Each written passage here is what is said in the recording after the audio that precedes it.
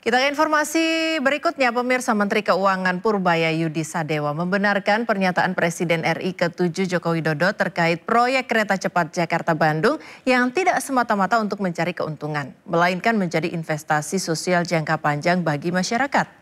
Menurut Purbaya, pembangunan kereta cepat Jakarta-Bandung memang memiliki misi pengembangan ekonomi wilayah. Namun saat ini potensi ekonomi di sekitar kawasan stasiun dan jalur kereta cepat belum tergarap maksimal.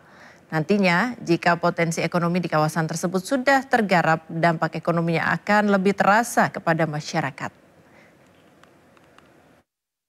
Ada betulnya juga sedikit, karena kan sebetulnya ada misi regional development juga, Pak.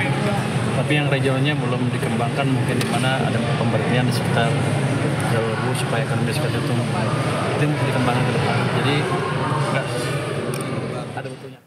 Sebelumnya, Presiden Indonesia ke-7 Joko Widodo menyebut proyek kereta cepat Jakarta-Bandung untuk mengatasi kemacetan di Jakarta dan Bandung, sekaligus meningkatkan produktivitas masyarakat. Jokowi menolak jika ada yang beranggapan jika Wush mengalami kerugian.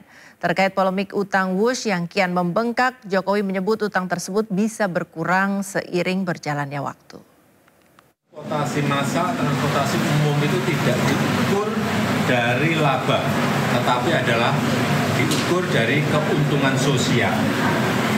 Social return on investment. Apa itu?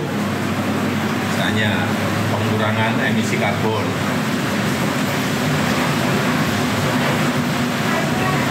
produktivitas dari masyarakat menjadi lebih baik.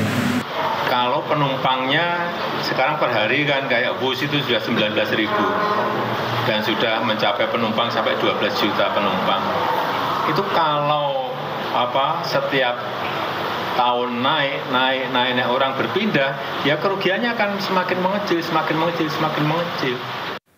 Pemirsa, PT MNC Life Assurance kembali mencetak prestasi membanggakan di industri asuransi jiwa Indonesia. Kali ini perusahaan asuransi jiwa di bawah naungan MNC Group ini mendapatkan penghargaan pada ajang Top 20 Financial Institution Award 2025.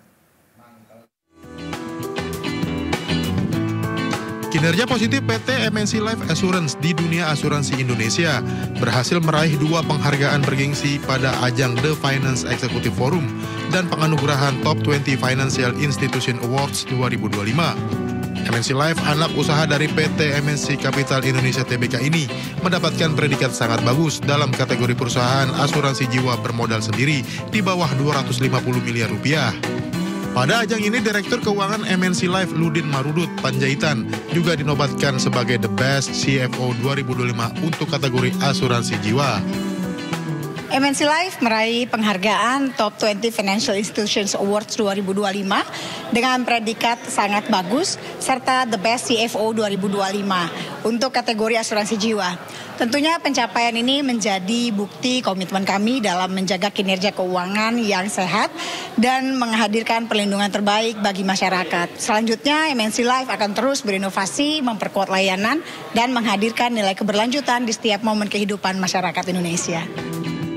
Torehan prestasi yang terus diraih MNC Life akan semakin memperkuat posisinya sebagai perusahaan asuransi jiwa yang tangguh, inovatif, dan berorientasi pada keberlanjutan. Dari Jakarta, Indra Setiabudi, Rizky Yulianto, iNews melaporkan. Presiden Prabowo Subianto menghadiri KTT APEC 2025 di Gyeongju, Korea Selatan. Informasi selengkapnya usai jeda, tetaplah bersama kami di Sindo Siang.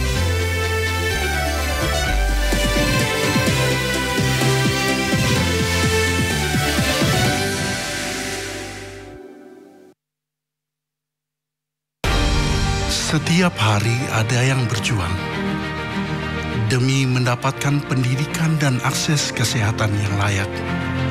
Mereka memiliki mimpi besar, namun dunia mereka penuh keterbatasan. Mereka berhak mendapatkan lebih dari sekedar harapan. Mari satukan langkah menuju Indonesia yang lebih sehat dan pintar bersama MNC. kasus hukum dan politik di Indonesia. Baru kali inilah namanya ada pembunuhan terhadap seorang diplomat. Mengedepankan objektivitas dan juga fakta yang ilmiah. Orang yang pantas menjadi polisi, inilah yang sebetulnya gunakanlah hati nuraninya. Membahas setiap cerita dari banyak sudut pandang. Adanya kelompok-kelompok kepentingan di dalam Polri itu memang ada. Jangan lewatkan Inside Story, Selasa pukul 9:30 malam di Sindo News TV. Program berita teraktual prime time Anda. Presiden Republik Indonesia tiba di Brussel, Belgia. Dugaan korupsi kuota haji. 1.000 rekening penerima bansos terindikasi judi online. Menggali banyak peristiwa dari beragam lokasi. Muhammad Riza Khalid jadi salah satu tersangka olah tempat kejadian perkara kasus tewasnya diplomat. Dapatkan informasi penting di Sindo Prime setiap Senin sampai Jumat jam 7 malam di Sindo News TV. Daru itu meninggal bukan karena bunuh diri. Ternyata banyak SPPG baru itu ingin mengejar jumlah pelayanan yang besar. Mereka mampu meyakinkan terima manfaat, kita stop sementara. Ini kalau trafficking itu selalu ada kaitannya dengan aparat, investigasi dengan tuntas, itu ya dilacak semuanya lah. Jangan lewatkan One on One, Senin pukul 9:30 malam di Sindo News TV. To the point aja. Di Jokowi itu ada tim. Membahas berbagai isu politik terkini bersama narasumber yang kredibel. Bagaimana ininya? Oke. Bawahnya ada bunker, tempat naruh uang. Di rumahnya siapa? Jokowi. Jadi orang harus hati-hati ya masyarakat. Membahas berbagai isu politik terkini. Roy Suryo ya, terus si Rismo Pipa 100% masuk bui. Bersama narasumber yang kredibel. To the point aja. Jumat pukul 9:30 malam di Sindo News TV. Ragam peristiwa terjadi di banyak tempat. Menelantarkan bayi berusia 3 bulan. Ditemukan narkoba di dalam rumah. Menabrak tiang pipa milik perusahaan minyak dan gas asing. Mengabarkan secara update dan faktual. Warga pun ramai-ramai berjibaku mengevakuasi mobil. Harus menyeberangi sungai Cikaso. Yang menampilkan sejumlah alat yang rusak. Setelah nekat meracik obat. Sindo Files. Setiap Senin sampai Jumat jam 6 sore. Di Sindo News TV.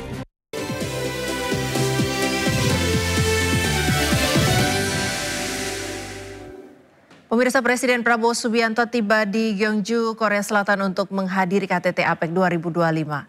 Kedatangan Prabowo disambut hangat oleh Presiden Korea Selatan Lee Jae-myung saat menghadiri KTT APEC 2025 di Gyeongju Art Center pada Jumat waktu setempat. Sebelumnya Presiden Prabowo tiba di Busan, Korea Selatan pada Kamis malam, disambut oleh Menteri Program Akuisisi Pertahanan Korsel Maijen Purnawirawan Seok Jun Gun. KTT APEC digelar pada 31 Oktober sampai 1 November 2025, mengangkat tema Building a Sustainable Tomorrow, Connect Innovative Prosper. Partisipasi aktif Indonesia dalam forum KTT APEC 2025 menjadi sarana penting untuk memperkuat peran bangsa dalam membangun kawasan Asia Pasifik yang berkelanjutan, inklusif, dan seimbang.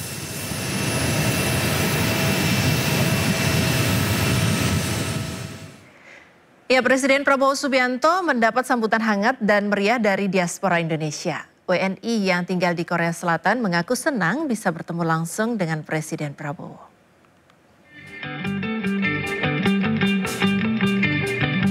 Setibanya di Gyeongju, Korea Selatan, Presiden Prabowo Subianto disambut hangat dan meriah oleh diaspora Indonesia.